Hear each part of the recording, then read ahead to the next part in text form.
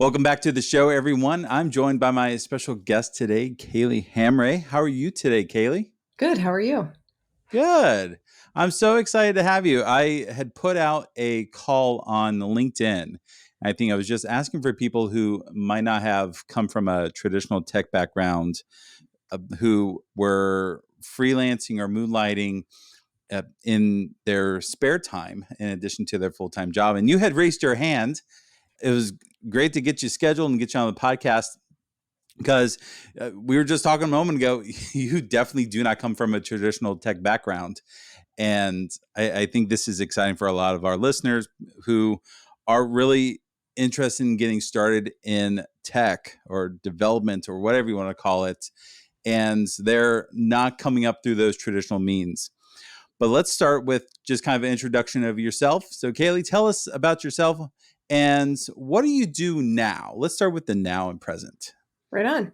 I'm Kaylee. I'm 26. I am currently a junior systems administrator for a local cell phone company. A local sales cell phone company. I'll say that, but there's like 70 stores throughout Michigan, Wisconsin, and Illinois. So it's the headquarters is here.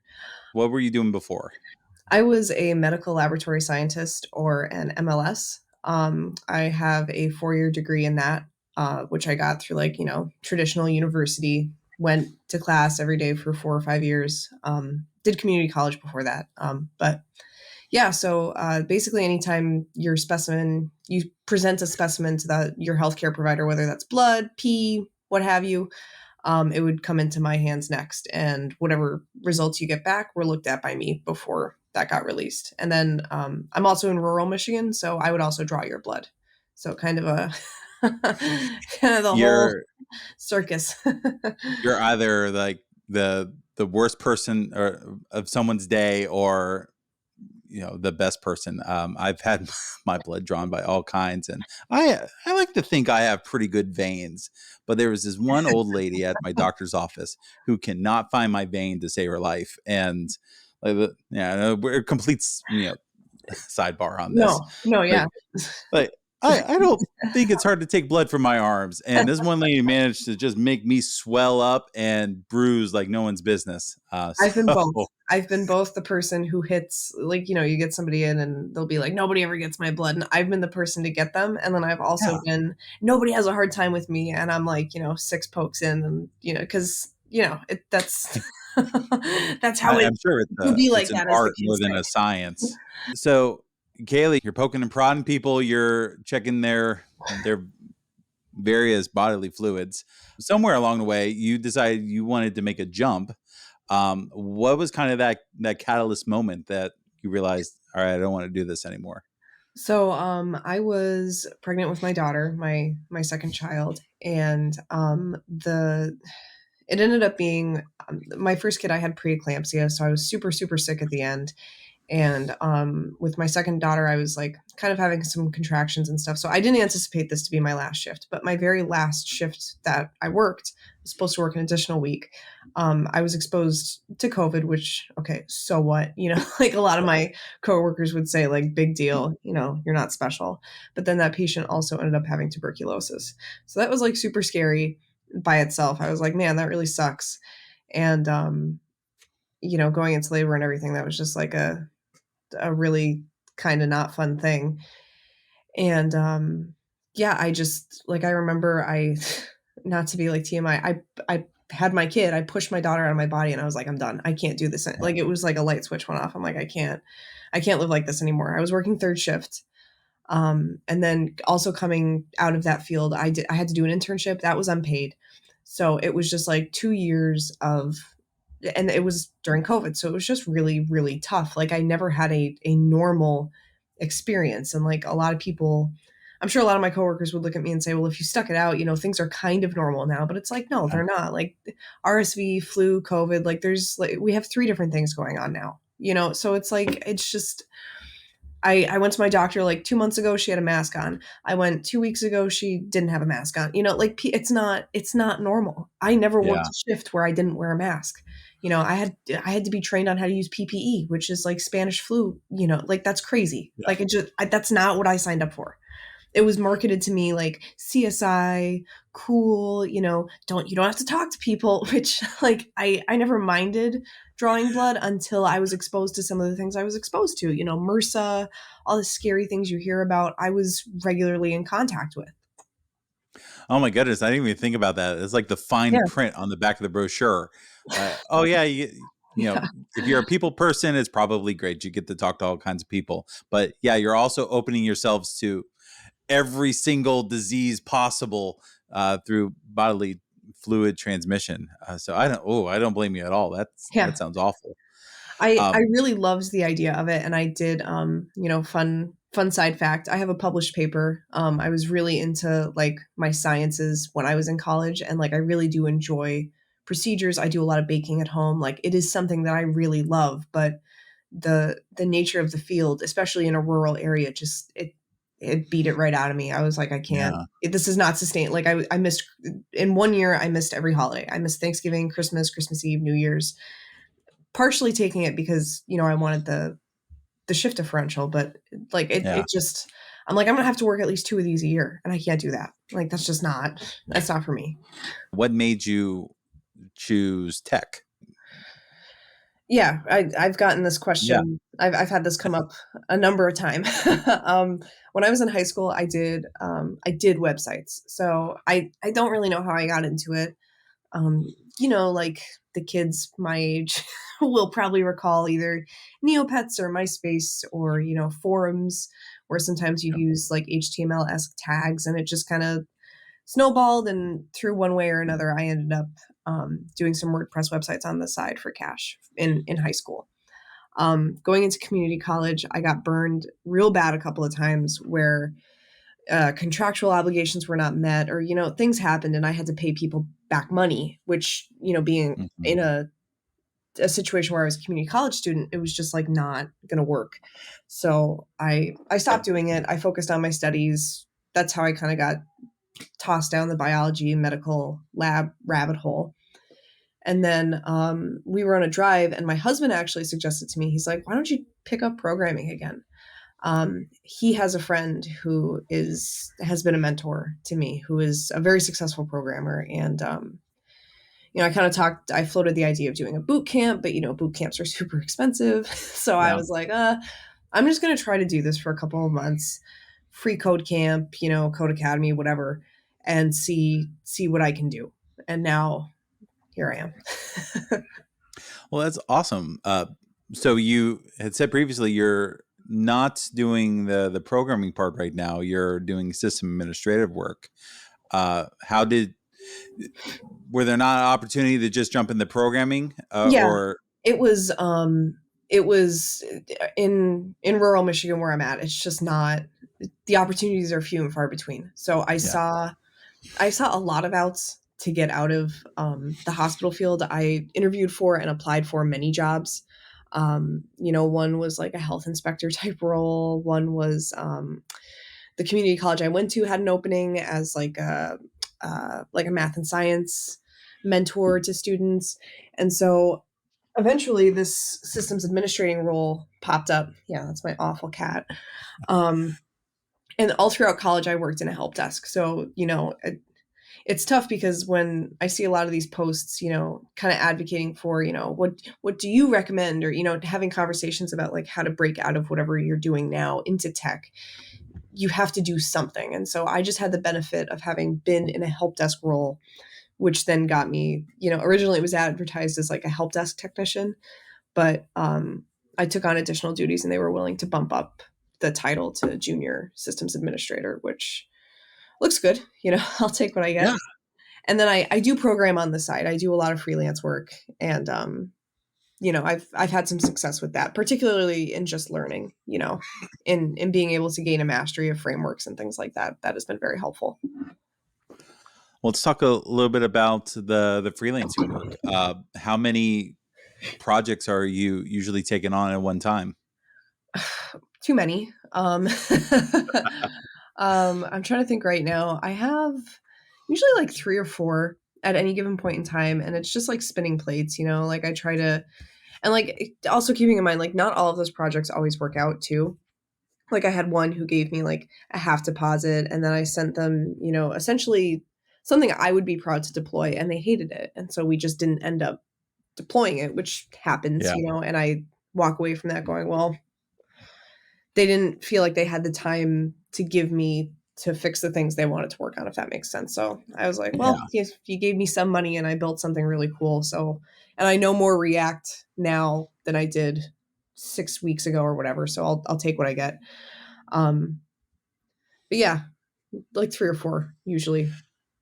Where are you finding some of your leads for different projects? Are they all local, or are you finding them through other sources? So the first project I got, I'm actually mostly thankful to my husband. He works for our local chamber of commerce and like doing tourism and stuff. And one of the local hotels had reached out and said, hey, we need somebody to do our website. So I redid the website. And then they had told me that the guy who hosted their websites was retiring. So I just contacted him and I was like, hey, do you have any more? And then I got some clients from that. Most of them, I just moved them over to like GoDaddy and, charge them the hosting and a small additional fee to have me do that Mhm. work. And then some of them have turned into actual like clients where, there was some maintenance that needed to be done on the website and it just ended up where I was charging them hourly. And I'm like, if we just build something new, like we don't have to do this. So, and then I've gotten other clients through, one of them was through a friend. I got a guy in California and that was like from a friend. So very far from Michigan. Yeah. And then some clients I've got through, quite honestly, just spamming people. Like I went to the Chamber of Commerce's website and I looked up all the businesses and I sent them an email and I was like, hey, do you want a website? Hey, do you want to, and I, would stop, on the B's or the C's or the D's or whatever, and maybe rephrase something or rewrite something or try, maybe I'm going to try it this way or, something like that. Just messaging people on Facebook. I have floated the idea of like business cards and stuff. I don't feel like I'm there yet, but just I hate the word hustle. Like it's just Yeah. it's Gen Z probably like cringes. I'm on the border of Gen Z and millennial, so I kind of cringe like that hustle culture, but seriously, like I just bother people. And a lot of times it works out, like, and for the times that it doesn't, it's like, well, I was going to sit on Facebook anyway, or I was going to waste my time doing something anyway. So, I There's something to be said for, and I've said this numerous times, the best way to get started in anything is just to do the work that you can't scale easily. Like reaching out to people and just saying, I'm available. Do you need work? Like that doesn't make a lot of sense when you're fully booked.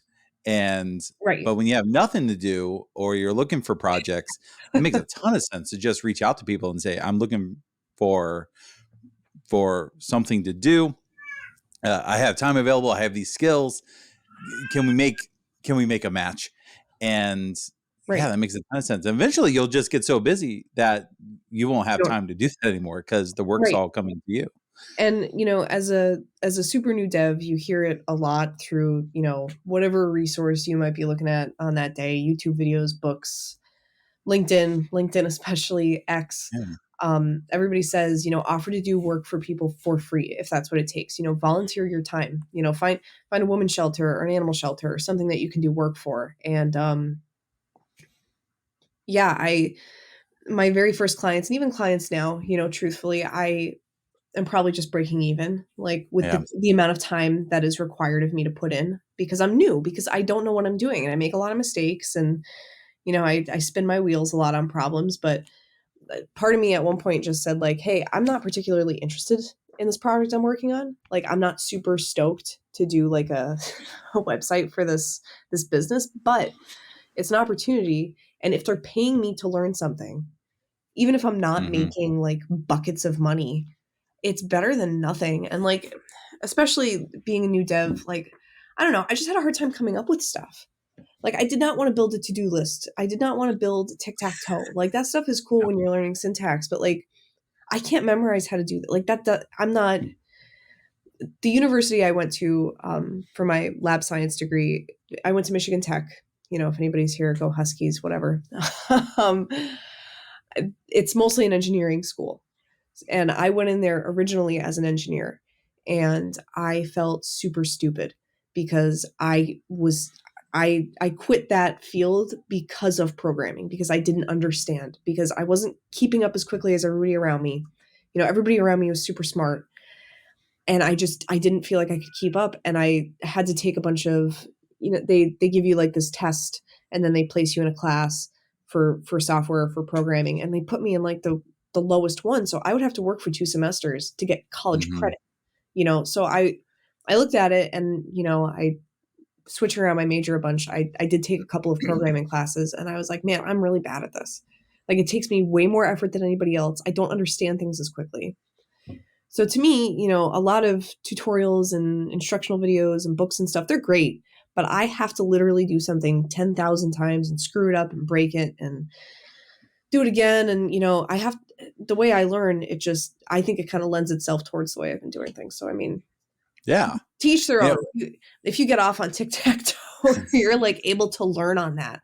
That's awesome. Like, if you're understanding these concepts super fast, that's great. But I didn't understand props until I built like my 4th website in React. Legitimately, I did not understand what they were. I was like, I don't know what this means. And then I used like a call to action twice. And I was like, wait, that could be the header is a prop. And I felt like such an idiot, like in a good way. I was like, man, this whole time, that's all that is. Like, Yeah. it's so nebulous, like, especially for somebody like me, when you're, dealing with like blood is blood, there's red blood cells. And then like, what is an API? Like, we made that up. We made that up. We gave it, here's a REST API versus a not REST API. Like, all that stuff was super hard for me. And then coming from a field where like the rules are predefined. And Yeah. so to enter into tech and programming, it was a huge shift for me. And like I said, even though freelancing hasn't necessarily been like a gold mine for me, it's better than not doing anything. It's better than sitting around waiting for somebody to hire me.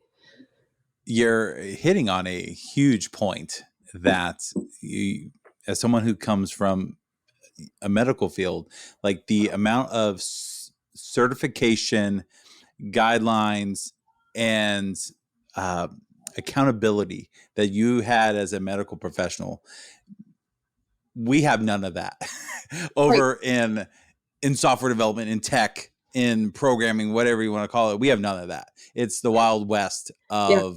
of industries, because anyone, and this is good and bad, like anyone can step in, pick up this skill set, and really go off and be successful with it.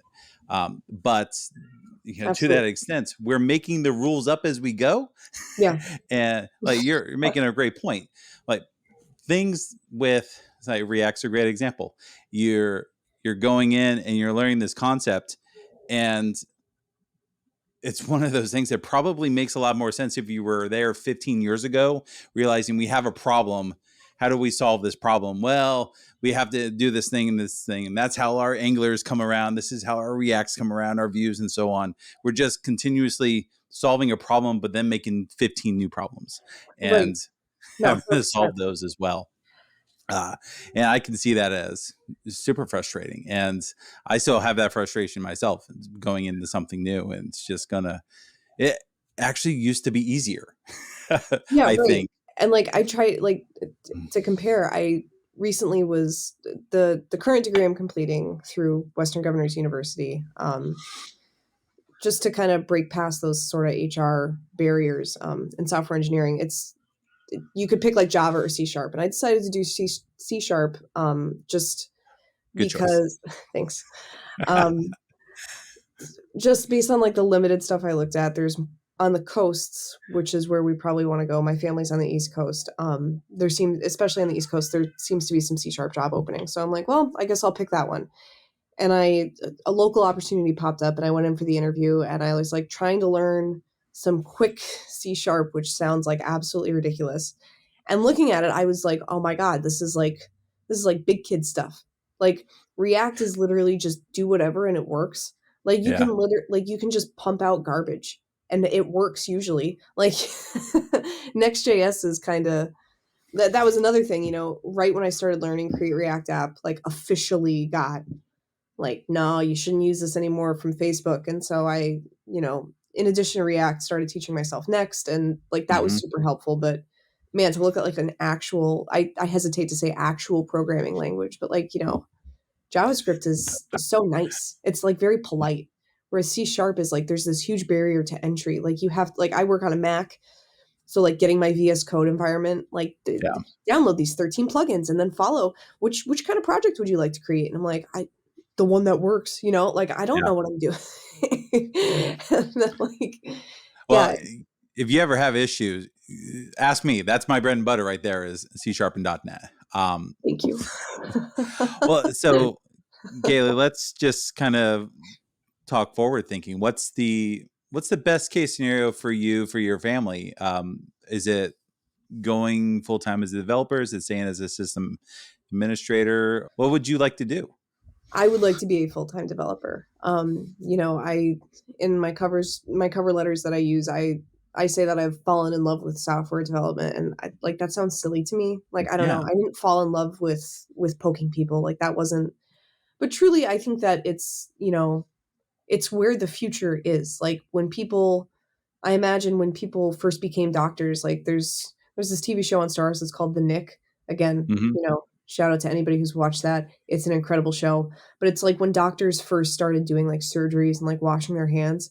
And like I imagine like that's where software development is now on in the whole of human history. Like we're so much farther than we were when I was born. Like Yeah. we're so much farther than we were 26 years ago. And like as AI, comes over the event horizon, it's like we have like this is about to pop off. You know what I mean? Like this is Hmm. about to blow up, and I want to be a part of that. And like when I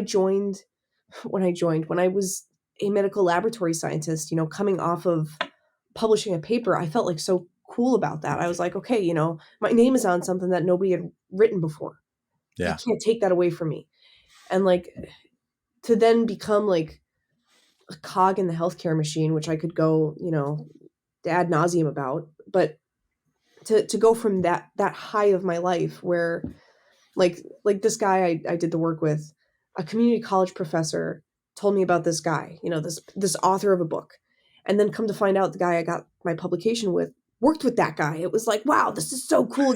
Like this is it was called Evo Devo, evolutionary developmental biology. Like that feels so cool to work with. And so to then feel like reduced, I don't want to say reduced, but it felt like this big dream I had, given the circumstances of where I have to live right now, just, as we get our ducks in a row, you know what I mean? Yeah. As we financially sort things out and make it viable for us to leave this area, it just felt like, I don't want to say a downgrade, because like the coworkers and the people I worked with, like good work happens here in rural healthcare America. Like the good work Hmm. happens there, but it's not what I had planned for myself. And like everybody has great big dreams planned for themselves, and that's, you have to constantly weigh the scales and balance that. But I just, after I had my second kid, I was really like, man, this is not, in addition to all the lifestyle things, I'm like, I don't want my daughter to see me like just, I don't want to say give up, but like, here, because going into the field, I wanted to be a doctor, right? Coming into this, I was like, I want to be a doctor. And, I went through some of the motions of that, taking an MCAT, which is a medical school entrance exam, studying to do that. I realized like, man, this is really hard. And I'm a first generation college student. So my parents did not go to college. So I had Hmm. like no support, like emotionally speaking. So it was just so hard for me to accomplish that dream. And then, I'm looking back at that Kaylee, or that person, and then, fast forward to now, I'm, grandma is swinging on me because I'm trying to draw her blood, and she's blowing a point too. Like it was just it was so hard for me because I just wasn't happy. And like that's kind of what I have a hard time with. It's like, I'm not saying that the people who do this work are beneath me, or, Yeah. I'm smarter than that. That's not it. It's just, it wasn't, I feel like part of my brain isn't being used, and I want to solve problems. I want to be able to work for a company that's got this big complicated thing and say like, wow, I can tell you how that works. I can tell you how this t- tangled mess of chords, or, I Yeah. can, I can explain how it works, or I can, be a, be an outlet for that. And like as far as systems administrating goes, it's been great, but I don't see my future there either. It's just not. I don't really want to write PowerShell. I don't like PowerShell. That's super controversial. I just don't like PowerShell. I don't like Linux or Unix scripting. It's just not like, oh cool, you're in a directory now, whatever. Like I know you can do more than that, but I get a lot of joy out of like creating things and that sort of Yeah. architectural construction, state of mind where you can like build something even if it's broken and it works poorly. You built that. Like that's your thing and you can sell that to somebody. Like, that sort of idea. It's like so American dream-esque and like Hmm. in the world we're in today, I don't feel like you can get that out of anything else. Like you can literally teach yourself how to program on the internet. You can, jump through whatever series of hoops you'd like and you can go work for somebody. Like that's not you can't do that in a hospital. Like 20, Yeah. 30, 40 years ago you could.